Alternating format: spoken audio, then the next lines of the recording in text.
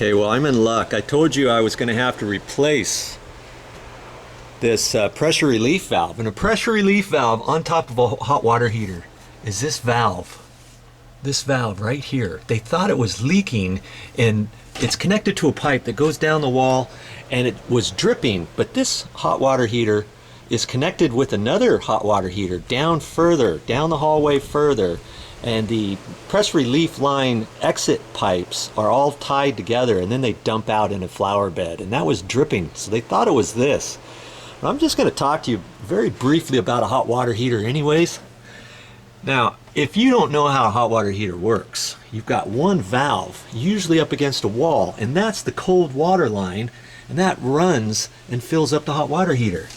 Now see up here, this is the valve. And it's like a gate valve. You turn it off, then you don't have any water coming in to your hot water heater. Then you can disconnect the pipe.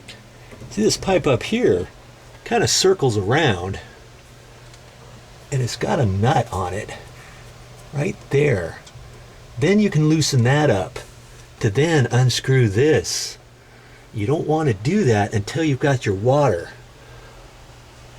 shut off. Now see this other line right here, this is where the exit line to the hot water heater is, and this one is hot, and that goes out of the hot water heater into your house.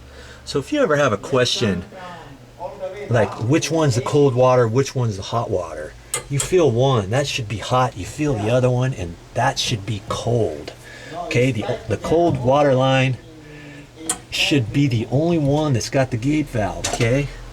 Then I could have unscrewed this pressure relief valve.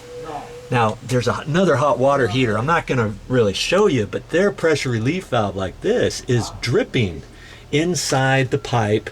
You could feel the pipe, and it was warm, and you went outside and it was dripping. They thought it was coming from this one. Okay, that's all we're going to talk about right now on troubleshooting a hot water heater.